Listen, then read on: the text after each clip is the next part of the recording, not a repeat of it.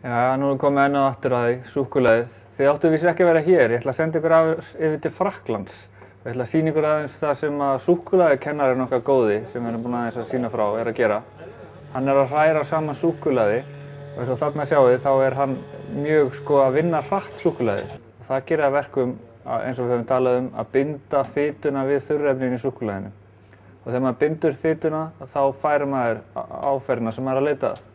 Ég ætla að reyna að sýna ykkur eina auðveldustu heitu hveitilausu súkkulaðiköku sem til er. Og hún er gerð þannig að maður tekur súkkulaði sem ég er búinn að taka aðeins forskot á. Ég byrjaði að bræða í örbylgjuofninum. En í þennan desert langaði mig líka að vera með bromberjafroðu og heita súkkulaðisósu. Ég ætla að byrja að gera súkkulaðisósuna meðan að súkkulaðið er að bráðna þarna. Og það gerir maður þannig að maður þarf að bræða súkkulaði yfir vatnsbaði. Svo þá verður maður að setja súkkulaði í stálskál og setja það yfir heitt vatn. Og þegar maður er að gera súkkulaðisósu þá vil maður hafa hana eins dökka og maður getur, bráðmikla. Og þess vegna ætla ég að taka ögn af kakói. Ég ætla að hafa þetta ekta svona. Og við erum með frekar sterkt súkkulaði, þá þolir það líka ögn af hunangi.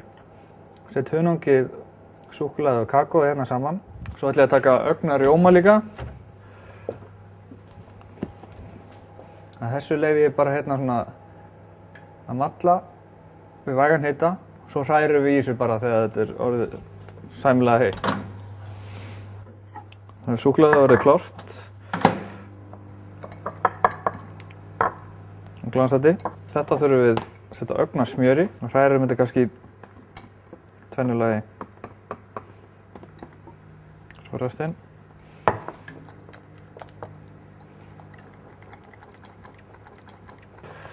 Setjum eitt heilt egg. Og þegar eggið er kalt þá verðum við að fljóta að byrja að hræra. Þetta súkkulaðið fer að byrja að harðna. Svo setjum við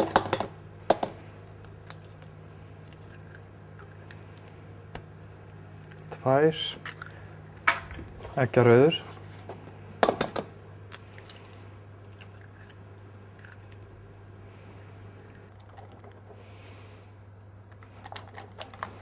Við vorum að leika okkur með hunang og svona minna sætt. Þá setjum við ögn af hunangi til að svona milda bragðið sem við erum með að svona sterku súkkulaði. Fólk verður aðeins að meta það hvað þau vill hafa sæta svona súkkulaðideserta. Sumir vilja hafa það ekstra svona bitter, eins og maður sletta aðeins. Og aðrir vilja hafa það frekar sæta. En þegar súkkulaði grunninn er rétt, þá verður þetta mjög glasandi og mjög svona ligguði límkennt. En þá erum við komið með grunninn. Þetta verður svona hálfgert súkkulaði flan.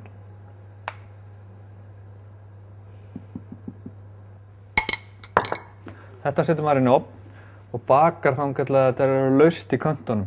Þá vitum við að eggin er búin að binda súkkulaðið. En súkkulaði heldur þessu mjúku og safaríku. Fyrir í ofni. Meðan kakan er inn í ofni, langar mig að gera bromberjarjóma með henni í svona rjómasprautu. Og það er tiltölulega einfalt að gera það. Þá tökum við náttúrulega bara kannski 2-3 beygir til að skreita. Restin fer bara í svona skál og beint inn í örbylgjuofn. Bara til að sprengja alla safaberjunum sem við ætlum að lita rjóma með. Þetta setjum við bara í 2-3 mínútur á mesta straum og meðan við klárum það, þá ætlum við að huga súkkulaðisósunni í okkur. Hún er vel heit. Það gerum við með bara að byrja að hræra í miðjunni.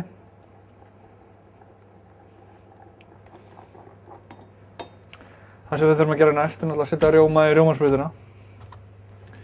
Hann kemur bara beint úr kúnni með smá stoppi í mjólkurbúðinu. Það er svona til háls. En bromberjurnar er þetta og til að við erum að þynna út rjóman þá verðum við að setja svona matalín í bromberjasafann til að þetta ná að binda sig þegar þetta kemur út úr rjómasprautunni. Það er svona byrjaði safinn að koma út. Fæ ég að setja hérna aðeins matalím og hita það til að leysast upp. Hálf mínútu viðbútt, þá erum við góð. þá er matarlið mitt byrjað að blandast þess saman. Allt sem maður setur í rjómasprautu, það getur stíflast. Þess vegna verðum við að sigta það.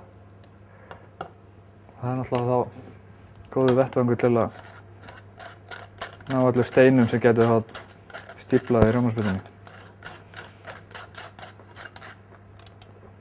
Safinn og límið fer bara út í rjóman. Það er kakan tilbúin. Það verður ennþá mjúk yfir miðjunni. Súkkulaði heldur þessu safaríku og fínu. Færum við það upp á disk.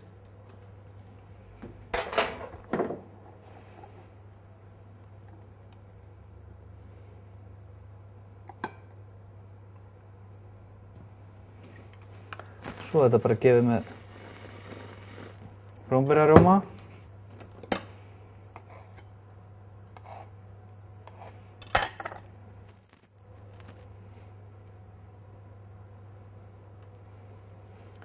Þá séum við bara bromberjarjómi, heit súkkulaðikaka með súkkulaðisósu, klárt.